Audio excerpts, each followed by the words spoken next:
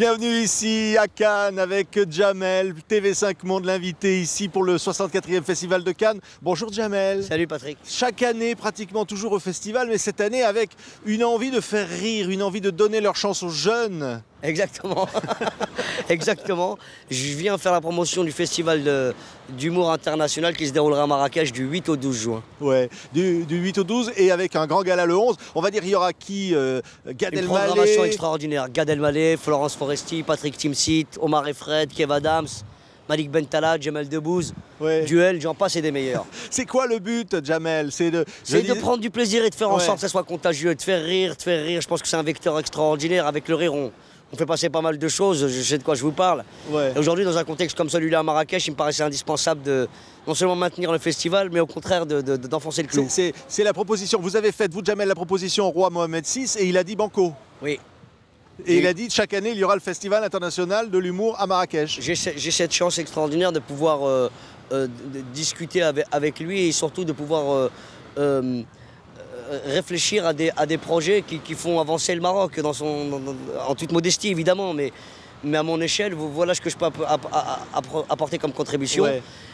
Il a été très réceptif, comme tout ce qui concerne le Maroc, et oui, il nous soutient. Ouais. Le 11, il y aura un grand gala que TV5 Monde retransmettra, évidemment, diffusera, c'est M6 qui le capte. Ouais. Mais évidemment, il y aura des scènes ouvertes pour des jeunes Exactement. Au Maroc, des jeunes Ouais, artistes. Tout à fait.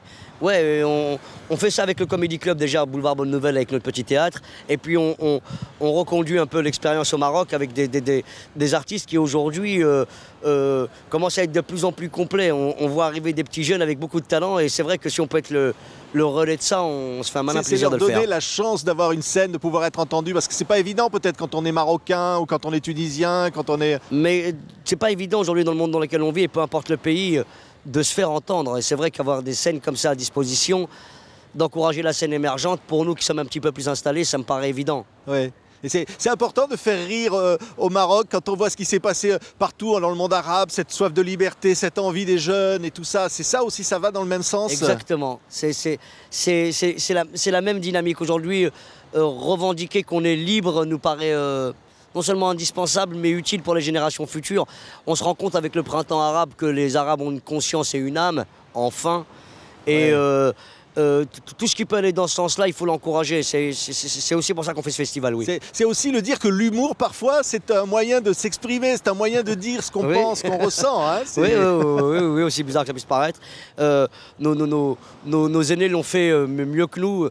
Chaplin nous a fait mourir de rire sans un mot avec Le Dictateur ou avec Le Kid, avec des sujets très tristes. Et je trouve que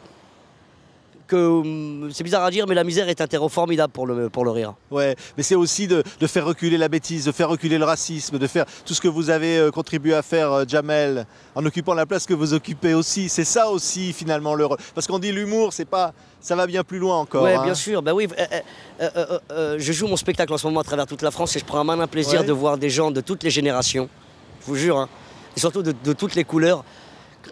Quand je m'aperçois qu'ils rient au même moment, ça fait chaud au cœur et là je me dis vive la France. Ouais, parce que évidemment on pensait à Zinedine Zidane, on pense à tous ses potes, tous ces gens extraordinaires, et puis toutes ces polémiques, on disait dans le monde dans lequel on vit, il y a encore pas longtemps dans le football, dans tout ça, enfin je veux dire la politique et tout, c'est à la fois une source d'inspiration, puis c'est aussi se dire bon sang il y a encore un combat à mener quoi. Non seulement il y a encore, mais il est indispensable.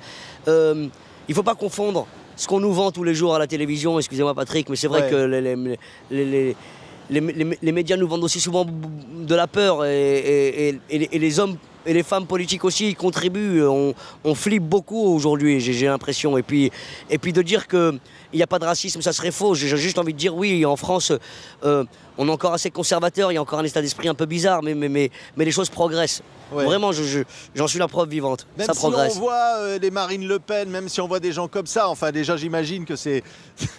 Oui, je trouve ça triste parce que on voit leur mascarade, on voit bien que c'est à l'approche des élections présidentielles que tout le monde s'énerve et tout le monde agite le même chiffon rouge. Tout le monde revendique de pouvoir protéger la France. Et la protéger contre quoi? Les immigrés. Ouais. Quand on se penche un peu sur le dossier, on se rend compte que les immigrés rapportent de l'argent à la France et qu'au contraire, elles contribuent à payer nos retraites. Il y a une étude très sérieuse qui a été faite récemment par une université de Lille qui a été diffusé dans le Courrier international où il est dit que les immigrés rapportent 12 milliards d'euros par an à la France. C'est concret, c'est un fait. Et puis ils ont versé leur sang. Hors la loi, c'était l'année dernière ici même à Cannes avec Rachid Bouchareb. Oui, ils ont permis de reconstruire la France après la guerre, après toutes les guerres qu'on a vécues. Ce que je veux dire, c'est que les immigrés, les étrangers font partie de ce pays. Ils sont une force vive. Il faut la prendre en compte. Il ne faut pas lutter contre, mais au contraire avec. Et le jour où on aura un homme politique qui revendiquera ces choses, je le suivrai corps et âme. C'est les histoires qu'on voit, Dominique Strauss-Kahn ou des trucs comme ça. Qu'est-ce qu'il pense, Jamel, de tout ça? S'il y a quelque chose à dire. Non, Bigard, elle aurait un truc à dire, c'est sûr, de marrant là-dessus. Mais moi, je suis pour les gens qui font. Une femme comme Martine Aubry fait. Je l'ai vue à Lille. J'ai toujours eu beaucoup de respect pour cette dame.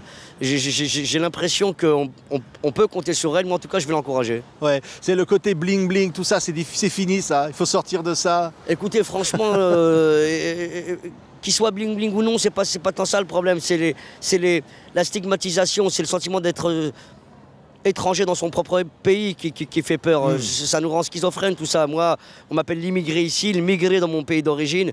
On a tendance à nous faire sentir chez nous nulle part. Alors j'ai envie de dire à tous ces gens qui ont le même problème que moi, de se sentir chez eux partout. Ouais, je pense évidemment à nos amis marocains, à ce magnifique festival donc, de l'humour international qui va avoir lieu à Marrakech. Marrakech qui a été durement touché, terriblement touché. Évidemment, pour vous aussi, Jamel, ça a été une plaie, quoi. Et là, ça rend encore plus nécessaire tout ça. On est tous meurtris, bien sûr. Après ça, on a été profondément choqués.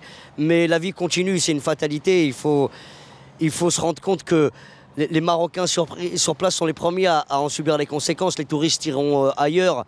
Les Marocains resteront. Mais là, il faut qu'ils reviennent, les touristes. Il faut leur dire de revenir. Je veux rassurer le monde entier sur Marrakech et sur le Maroc. C'est un pays stable où c'est pas plus dangereux qu'ailleurs. Malheureusement, aujourd'hui, on est tous... On peut être touché n'importe où. On se souvient des attentats à New York, mais ceux de Paris... Aujourd'hui, il n'y a jamais eu autant de touristes à Paris. Ça n'a pas empêché les choses d'avancer et l'ordre des choses de se faire. Nous, au Maroc, on espère vraiment que les gens ne vont pas se laisser abattre par ce genre de choses et continuer à venir au Maroc et à défendre ce beau pays. On en a besoin. Jamel, j'ai envie de dire juste pour terminer quand même, c'est comme un retour. Je veux dire, il y a sur scène, c'est vous. Pour le public, c'est Jamel. Et puis le Marocain, le Maroc dans le cœur. Et puis aussi les cités. Et puis tout ça. Vous êtes toujours resté ce petit gosse comme ça qui a rêvé un jour d'être ici à Cannes, non? Oui, je pense qu'il faut garder cette part d'enfant, sinon on est foutu. Le jour où on prend les choses trop au sérieux, on vieillit. Je pense qu'à partir de ce moment-là, on devient moins intéressant pour le monde qui nous entoure. Il faut rester curieux, il faut rester vigilant, d'accord, mais curieux. Comme un enfant.